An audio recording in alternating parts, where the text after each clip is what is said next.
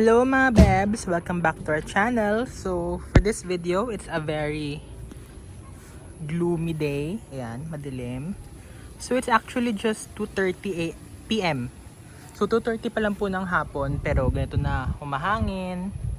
Ayan, it's windy. Ayan, mahangin at dark ang mga clouds. So, expected nating ulan ngayon. So, for this weekend, we were clearing up the weeds that grew on our backyard. So because for the past week, ulan ng ulan. So pag ulan ng ulan, mas nawawater yung ating mga weeds. So mas mabilis silang tumubo. So yun, for this area, ganun karami yung weeds na natanggal. Mga almost isang sako. Tas marami pa. Ito pa. Ang dami pa puputulin.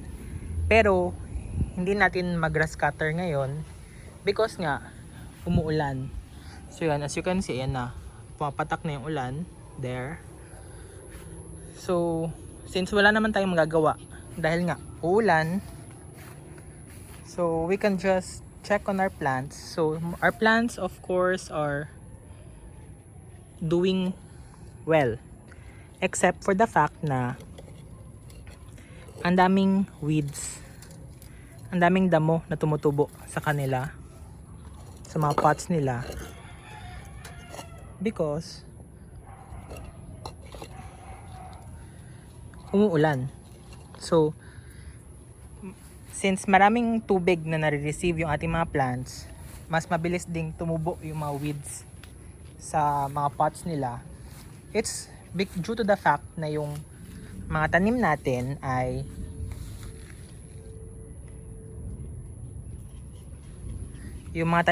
ay how do I say it, exposed sa elements.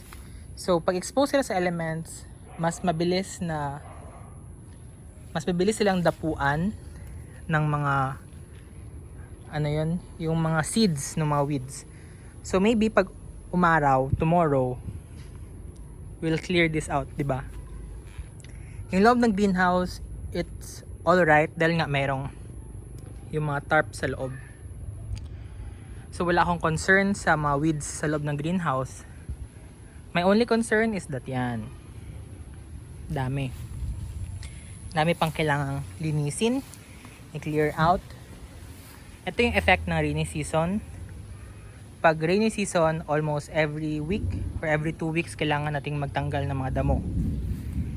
Dahil ayaw rin naman nating semento yung backyard kasi nga we love planting dito sa bahay. So we need as much as possible a lot of planting space for our plants. Ayan.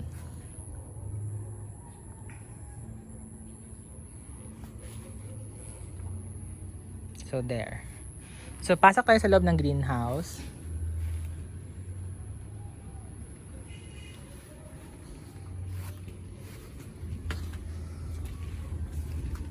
Of course, ang dami pa rin talagang kailangan linisin dito sa greenhouse, sa garden, sa likod. Dami pa. So, let's look at the greenhouse. Of course, it looks alright right now. Since wala naman masyadong concern sa ating greenhouse, I don't have anything. I'm just planning to clear out these plants here. Yung iba, ilalabas ko dun sa labas. Yung iba naman, ipapatong ko na. Hanapan ko sila ng lugar dito sa table or dun sa mga racks. Para hindi masyadong, alam mo yun, yung masyadong makitid yung dinadaanan ko palagi. Kasi yun, marami pang space dun sa loob. Sa mga racks, ayan. Ito kasi medyo fully booked na to. Itong area, ayan, medyo fully booked na to. So wala na rin akong magawa dito. Yung magawa ko na talaga is to try to make do with what I have. So yan. So far wala namang problema sa mga plants natin. We don't have anything to worry about. Yung concern lang talaga natin ngayong rainy season is the fact na ulan ng ulan. So yung mga weeds, tubo ng tubo rin. So we need to actually clean up yung mga garden. So ito, so since yung pot niya is square, lagay ko na lang siya dito. Para medyo sama-sama sila yung mga pare-pareho ng style ng pots. Diyan, there. So yun no, yun yung gusto ko bakit merong fabric sa baba. Ay may tarpaulin. Para hindi masyadong tumutubo yung mga damo. Yung mga damo lang talaga na tumutubo is yung mga nasa dulo. Yung mga nasa gilid-gilid. Yan.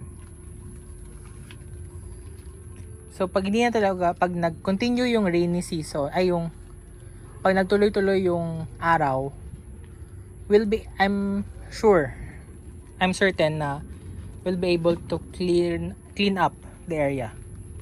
Yan. So ito naman, kakaripat lang nito.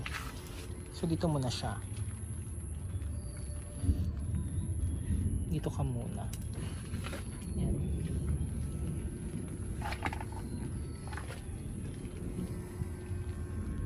So yung ito naman, lilipat ko doon sa area na yan. So let's look at our plants.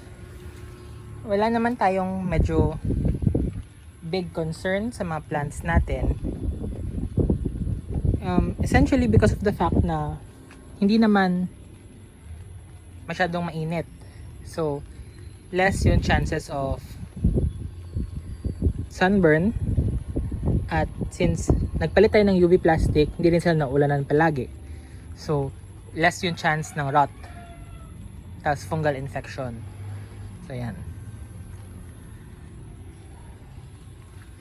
So, of course, our plants looking well. Ayan. Yung mga concern lang natin is yung from time to time may mga weeds sa mga pots nila. Since open kasi yung, hindi kasi fully closed yung greenhouse. So minsan yung hangin nadadala yung mga maliliit na mga airborne seeds ng mga weeds. So tumutubo sila sa mga plants natin. So for now naka-open yung mga green light, ay yung mga grow lights because yun nga umuulan. As you can see yan na, umuulan na. This is what I like about growing plants because medyo ma-appreciate mo yung from pag tumubo sila or pag lumaki na sila, mas ma-appreciate mo sila.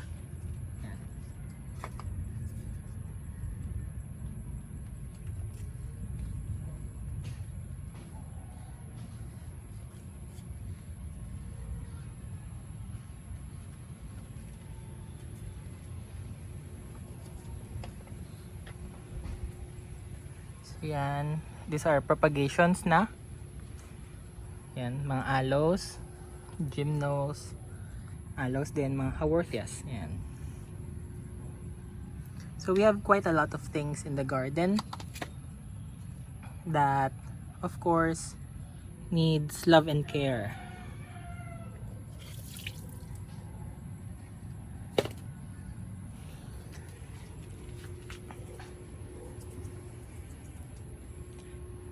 So yun lang, this is our update sa ating greenhouse. So labas naman tayo sa ating mga fruit trees. So our avocado just bore its last fruit for the season. So wala na tayong bunga sa ating avocado tree. So we just harvested it this week. So ngayon yung dumadami yung bunga is yung rambutan. Ayan. It's the season of the rambutan. So waiting tayo. It's a waiting game and unahan na lang kami ng mga bats and birds. So another plant that is another fruit tree that's bearing or flowering right now is the Chico. So yan. Hindi ako makalapit kasi ang daming weeds. But I feel like, ayan, there, ayan, may mga bulaklak siya. So hopefully maraming mamuo na bunga sa ating chiko. This is a sweet chiko. Maganda to, masarap yung bunga nito. Love it. So yun lang guys for our fruit trees. So once again, I'm Nick and thank you for watching. Don't forget to like and subscribe and watch other videos na rin. Goodbye. Bye.